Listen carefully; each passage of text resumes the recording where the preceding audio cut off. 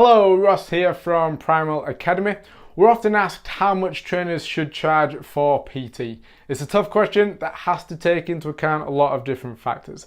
So today we're going to show you how you can work out what you should be charging and what you can do to increase your prices without the fear of losing clients. Now, to learn more tactics like this, click the link below and join the free Academy membership. And I'll pass you over to Darren. Hello and welcome back. I'm Darren and this is part 3 of our 6-part series designed to teach you how to make the best use of your coaching skills, help as many people as possible and develop a financially successful PT business by selling your services as a personal trainer. If you haven't yet completed the homework tasks from part 2, please go back and do those before watching this. As I said before, it's a step-by-step process. You can't miss out steps if you want to give yourself the best chance for success. Also, as always, if you don't have a pen and notebook, please go and get one. We're going to make notes as we go through today's lesson. So this is part 3, understand your value. Price is what you pay and value is what you get. So, key to sales is understanding what makes people buy. It's a common misconception that when choosing to buy a product or service, the primary influence is the price. You know, the cheaper the price, the more likely a person is to buy that product or service, right? Well, not only is that not true, it's also a very dangerous concept on which to base your sales strategy. Okay, this is key for personal trainers because it does have a fairly high price tag, and most personal trainers really struggle trying to sell that high price tag. Okay, but you need to understand that people don't buy based on price, they buy based on value. So consider, for example, what would happen to Mercedes or BMW if they suddenly tried to increase their annual sales by reducing the price of all their cars to compete with the cheaper car manufacturers like, you know, Skoda, Ford, whatever. How would Hilton Hotels fare financially if they decided, you know, to reduce their prices to match those of like the Holiday Inn or something? Clearly, any managing director offering that suggestion to the annual board meeting would probably quite quickly find themselves looking for a new job, because the key to sales is not price, it's value. People pay for goods and services in accordance with the value that they place on the product. Let's say, for example, you don't own a dog. You haven't got a dog. Would you be tempted to buy a dog leash for tenner? 10 quid for a dog leash. No? What if the seller reduced the price to £5? What if they reduced the price for the dog leash to £2.50 and offered to throw in a doggy chew toy? Would that tempt you to buy? Very much doubt it. Why?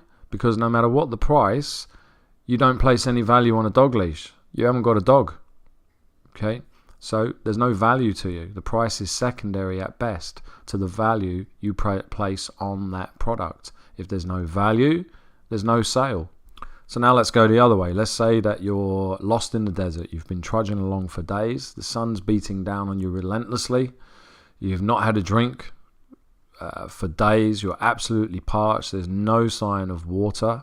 The end is near. And then suddenly, as if by magic, a vending machine appears atop a sand dune. Now, whilst you neglected to pack any food or beverages for this desert getaway, you did remember, luckily, to bring your wallet, and it just so happens to be absolutely stuffed with £50 notes, all the £50 notes you could fit into it. Now, normally a bottle of water might cost £1 or £2 at most, but this vending machine in the middle of the desert atop a sand dune is demanding £10 per bottle. Now, do you pay that? Of course, right?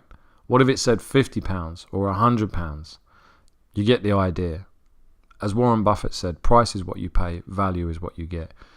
To put it another way, the price of the product or service is relevant only to the value placed on that product or service by the purchaser. In this case, £50 or £10, £50 or £100 to someone who's lost in the desert but just happens to have a wallet stuffed with £50 notes, the price is irrelevant. The value is what's making the sale. Okay? Now, increasing your perceived value will not only improve your sales, it's also going to enable you to raise your prices and earn more money per client, per hour, per month, per year, etc. And despite what your instincts may lead you to believe, The more you're able to charge for your services, the easier it is to maintain your perceived value and increase sales. So again, consider the BMW. Do BMW customers see the new Series 6 model and think, wow, my God, that's pricey. There's no way I'm going to buy that.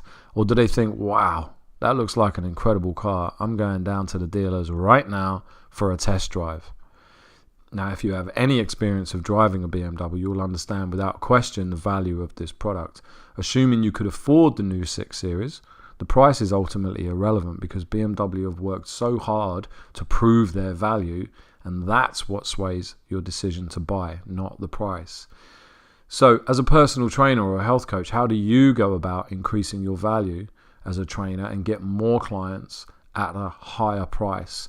If you remember, back in the first workshop that we looked at, the first presentation, we discussed how to set the amount you need in order to live the lifestyle that you want to live, how to break that down into monthly income required, weekly income required, how many hours you want to work, how many days you want to work, and from that we got our session price.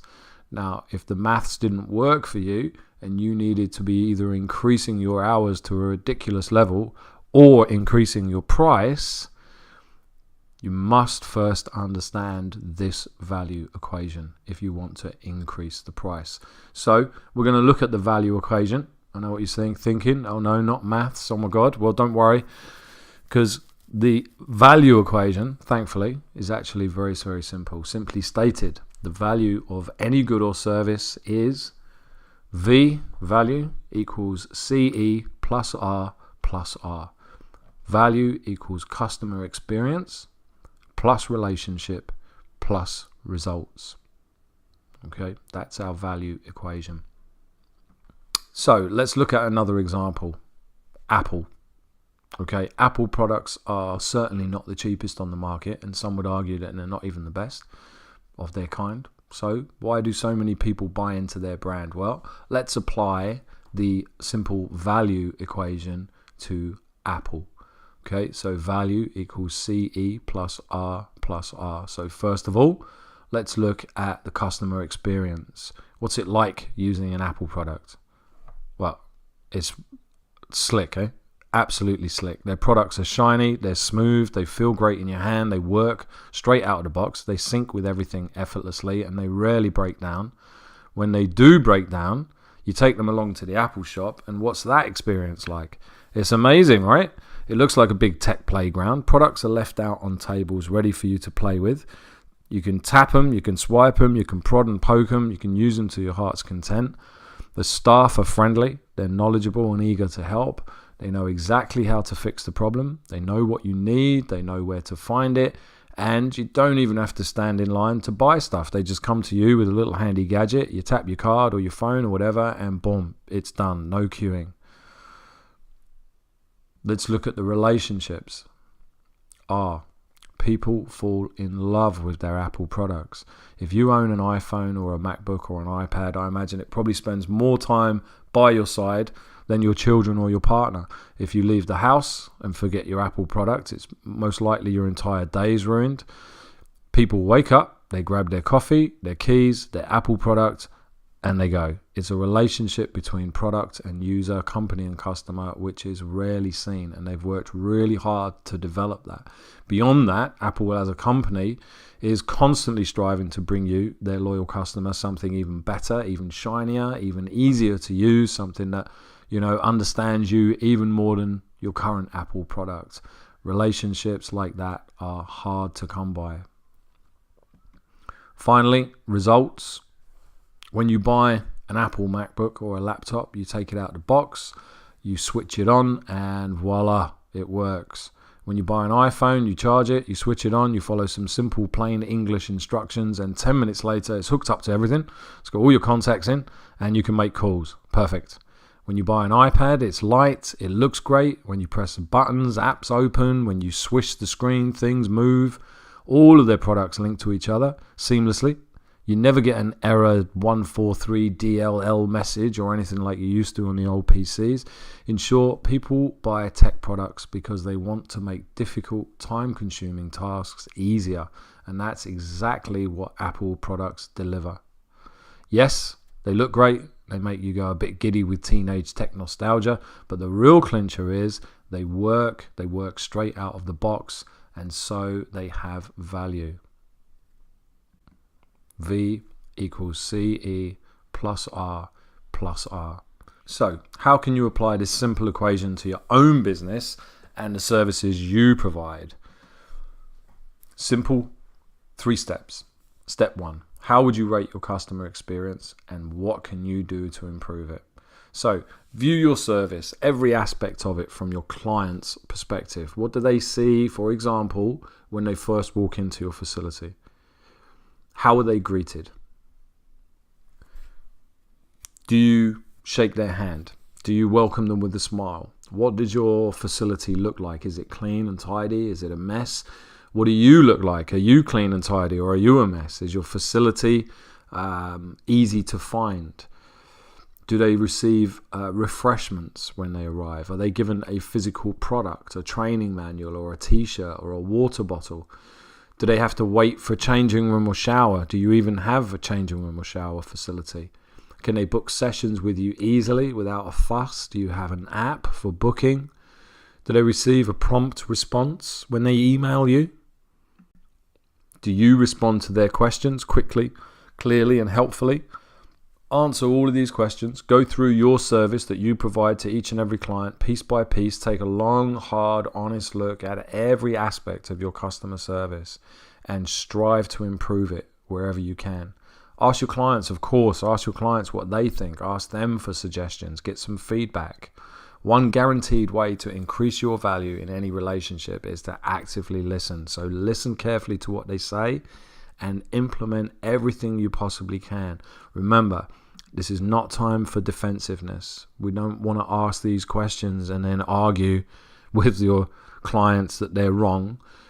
No one's looking to insult you, and you shouldn't take offense to any of this feedback. In fact, some would argue that bad feedback is the only feedback that counts. Okay, so listen to what they say, take it on the chin, make as many notes as you can, and start implementing those things as much as you can with every client into your service. Next one, how would you rate your relationships with your clients and what could you do to improve that? So what do you know about your clients beyond their goals and how much they pay you each month and their training session days, etc.? Do you know their likes? Do you know their dislikes? Do you know the names of their family members, and particularly their children if they have them? Do you know what they do for a living? Do you understand the stresses involved in their day-to-day work life? Do you know when their birthdays are? If not, you should have them in your contacts in your calendar to pop up and tell you. If you do know when their birthdays are, do you send them cards or flowers? When they're sick, do you call to see how they are? Do you give them a text message? When they train well, do you send them a text message to thank them for their hard work and commitment? Take a good look at each client relationship as if you were a love-struck teenager smitten with a new muse. You're a teenager again, you're back at school, new girl or new boy has just walked in, you're absolutely smitten. To what lengths would you go to show them that you care?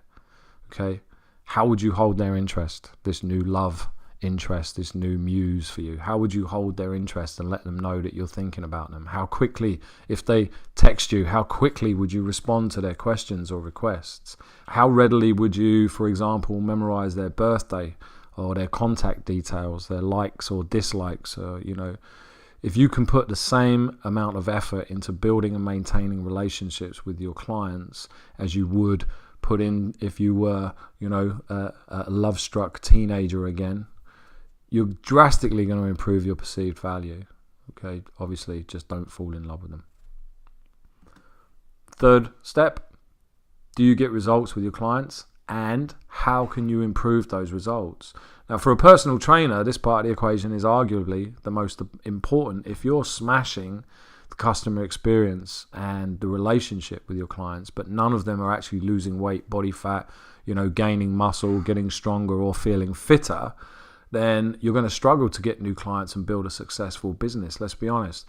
When people hire you, they're not hiring you to deliver sessions. They're hiring you to deliver results. As a personal trainer, your number one goal really is to get your client results.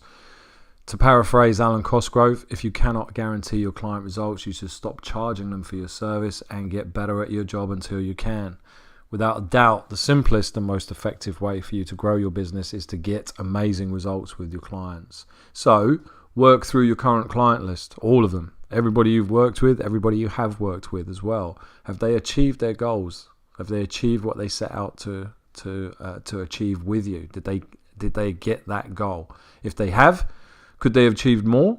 If they didn't, why not? What could you have done differently? You've got to be brutally honest with yourself here. Again, this is no time for pride.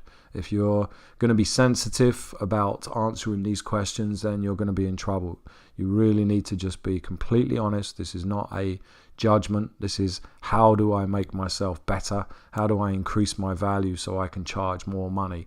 And if you're not prepared to be honest and listen to what other people say, you can't take feedback on the chin, then the truth is you're probably never going to advance. You're always going to be stuck trying to work out why other people are earning more money than you. This will be one of the most valuable business exercises you ever undertake, so please take it seriously. Now, if you are getting great results with your clients using a certain method, formulate that method, replicate it, use it with your other clients. Does it work every time or nearly every time? If so, stick it in a manual, package it up, tweak it until it's absolutely foolproof. It's going to add to your value. If your results are not so good, or you are good at one thing, say fat loss, but you're not that good at something else, like, muscle gain, then learn from someone who is good in that area. Look around the industry. Who's successful? Who could be a mentor? Mike Boyle, perhaps, for training athletes and not injuring people. Louis Simmons for powerlifting. Brett Contreras for training women. Charles Poliquin, perhaps, for mass and strength. What do? How do they get results? Whatever it takes, do it. Learn everything you can to ensure that you can deliver results with your clients. If you can't deliver results, eventually your business is going to fizzle out, regardless of how good you are at customer experience and relationships. Finally, once you are getting great results with your clients, post those results everywhere. Social proofs are going to be your number one source for marketing. It doesn't matter how good your website looks or how clever you are with your marketing slogans. Nothing, absolutely nothing will outperform a picture of someone who has had, an amazing transformation, lost a ton of body fat, or gained a stack of muscle, got themselves a six-pack for their holiday, whatever it is, by working with you. You literally cannot buy better marketing. Now, if you want a good example of this, check out Phil Lerney from Ultimate Performance. Check out their website, upfitness.co.uk. There's no gimmicks, there's no clever wording, there's no sale now on banners or anything like that. It's just picture after picture after picture of real people getting real results. They understand what sells, they understand what business they're in, and they put it right there front and center for everyone to see. Remember, people are not driven to buy your service in accordance with the price you charge. They buy your service because they value it. It's a simple equation. Increase your value and you can increase your sales. Okay. So your homework for next time, your task, if you like, is to take a really good, honest, brutal look at what you can do to improve your value equation. So how are you at customer experience? What is your relationship building like? And what are you like at getting results? How can you improve in each of those areas? You'll find in the downloads your value equation worksheet, starting with customer experience. So you can make notes on there, write down your clients, their responses, as much information as you can. Next, you'll find the relationships. What do you know about your clients? What details do you know? What more can you find out? How can you improve your relationship with those? Remember, if we were treating our clients like a a love-sick teenager? What lengths would we go to build that relationship? And then finally, results. Make a list of all the clients you're working with, all the clients you have worked with, and be brutally honest. What kind of results did they get? What were they looking to achieve? Did they achieve it? If so, how can you improve and systematize your approach? And if they didn't, what could you have done better?